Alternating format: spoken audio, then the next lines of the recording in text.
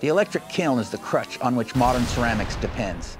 Free yourself from the kiln. Only then will you truly be free to use the kiln deliberately as a tool of the ceramic art. In this video, I will demonstrate and explain 3 different ways to fire pottery with no kiln, putting you on the path to enlightenment and true ceramic freedom. The 3 types of firing I'm going to demonstrate are: first, the open above ground pottery firing; second, the smothered pit firing; and third, the charcoal firing.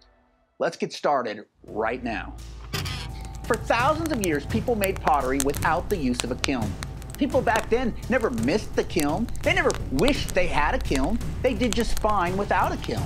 There's no reason why we today can't make beautiful and functional pottery in the same way that our ancestors did. So let's start with the simplest and the easiest type of firing pottery with no kiln, and that is the open above ground pottery firing. There's literally no structure at all, not even a hole in the ground. We're just setting the pot on the surface of the ground and building a bonfire around it. Boom, fired pottery.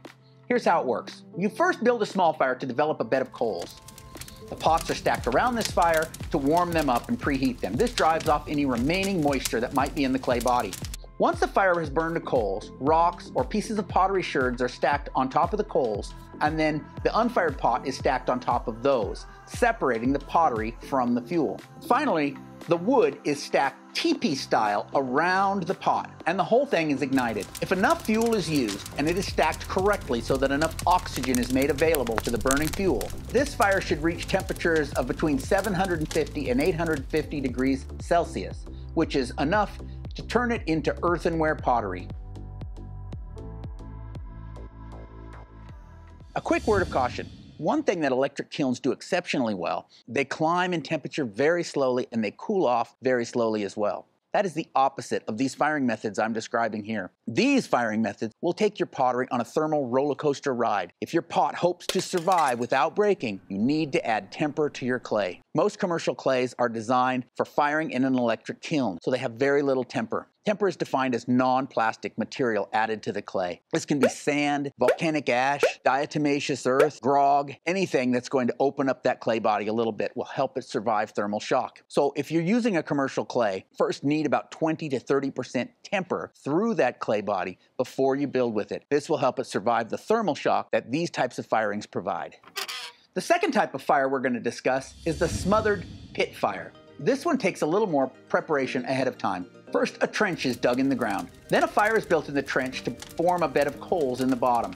While this is burning, the pots can be stacked around the outside of the trench, allowing them to preheat and drive off any remaining moisture. Once that initial fire has burned to coals, stones or pieces of pottery sherd are stacked above the coals, and then the pottery stacked on top of that. Once the pottery is all loaded in the pit, more pieces of broken pottery are stacked above that in order to isolate the pottery being fired from the fuel of the fire above it.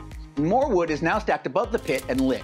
Once this is burned to coals, the earth that was excavated from the pit is put over those coals, smothering the fire and the pottery inside. This creates a low oxygen atmosphere inside the pit so that the pottery does not oxidize, resulting in brilliant, bright white colors. This is how the beautiful black and white pottery made in the ancient Southwest was produced. You could, of course, skip the smothering step. This would, of course, allow the clay to oxidize to nice, warm, rich red, orange, and yellow colors. Gorgeous though.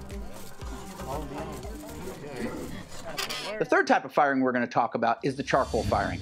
This method of firing was developed by my friend Tony Soares. I'll put a link to his channel up above and also down in the doobly-doo. In this type of firing, the fuel is lump charcoal or charcoal briquettes that you can buy at the store. These are kept around the pottery by using loosely stacked bricks. The bricks are stacked in a circle large enough to hold the pottery being fired.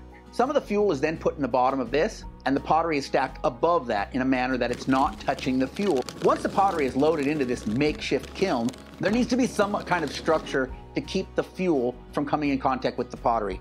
In this case, I'm using a galvanized bucket that I got at the hardware store. Anything to keep that fuel from coming in contact with the pottery itself.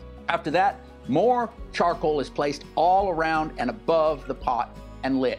This is then allowed to burn down to ash, which usually takes a couple of hours. Like the other 2 methods, this will reach temperatures in the range from about 750 to 850 degrees Celsius, somewhere in there. Could be a little more, could be a little less, but right in that range, which produces fired earthenware pottery for most clays.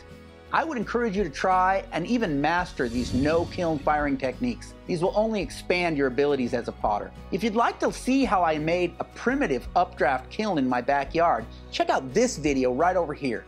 Thanks for watching. I'll catch you next time.